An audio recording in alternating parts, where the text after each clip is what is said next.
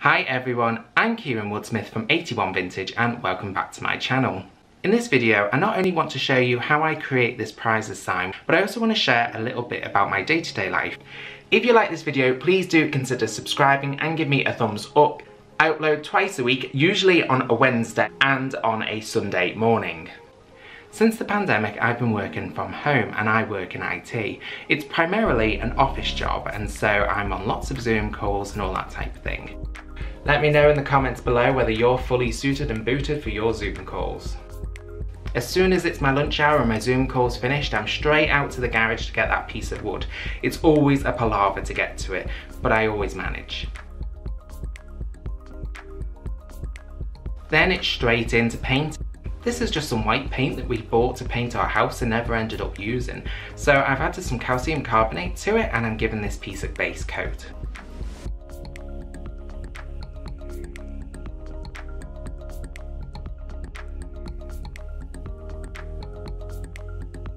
Then, because I'm on my lunch and I'm trying to be super efficient, I use the heat gun to move things along. And I've also been working on trying to clear out the dining room so it's a lot easier for me to film. And I think I'm getting there now with a lot more free space. But one thing that does keep happening is I keep hitting my head on the light.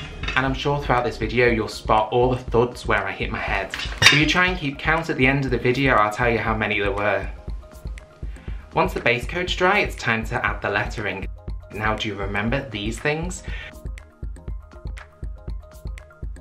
This is an overhead projector, and if you're vintage like me, you'll probably remember them from school.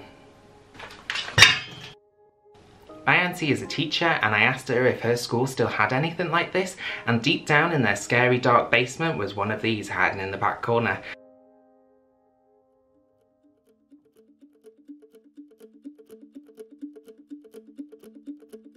And just like in the olden days of school, I print the design off on acetate paper and blow it up big. Of course, you could use a more modern projector, or you could use my carbon copy trick, which I used on my cafe sign, and I'll include a link up above. Then it's a case of sketching it in, and I just use pencil. I wish I was sponsored by IKEA, but I'm not, so come on, admit it. Who's got drawers filled with pencils just like this? Be sure to let me know down in the comments below whether you're an IKEA pencil stealer.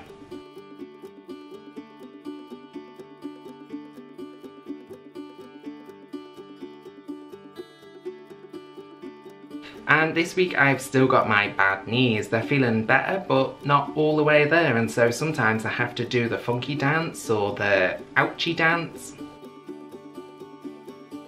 For this project on the words, I'm using some acrylic paint. I use red acrylic paint on the top and yellow ochre on the bottom. Yellow ochre is that perfect vintage fairground colour. In the UK, we love a salvage sign, and fairground signs go down particularly well.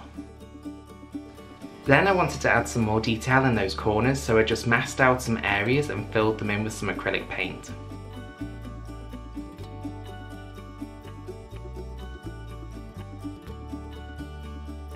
Now, these drawers behind me are super decorative, and they're also really handy for arts and crafts because you can hide all your bits and pieces and materials in them, but they're a nightmare for finding that one piece that you really want.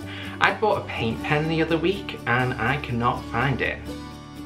I really wanted to use it to outline the letters and do the black, but I had to go back to my old permanent marker trick and use that.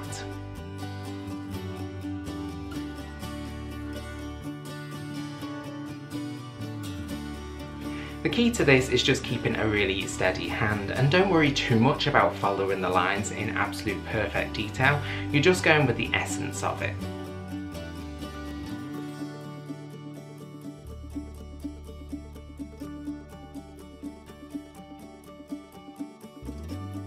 Then I fill in the gaps in between, and I like to use black acrylic paint for this with a little paintbrush.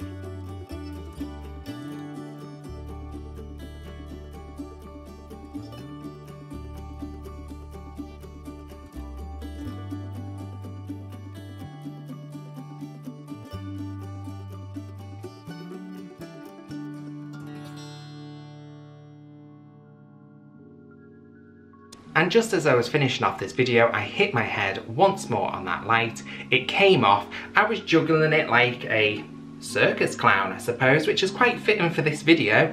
Threw it across the room. It landed on the floor and phew, it was gone.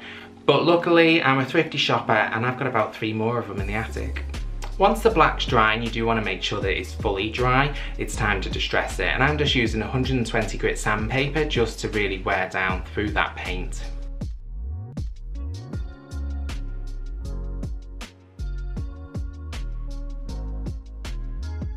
Now previously I've applied dark wax just to give it a really dirty vintage feel. Now recently I've been liking a lot more of a cleaner finish, so I've just left it white with a heavy distress.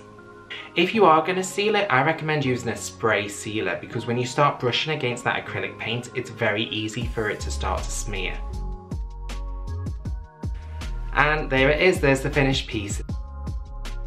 So in my shop space, I'd be looking to sell this for around about £40. It's a great big piece of statement artwork for not very much money.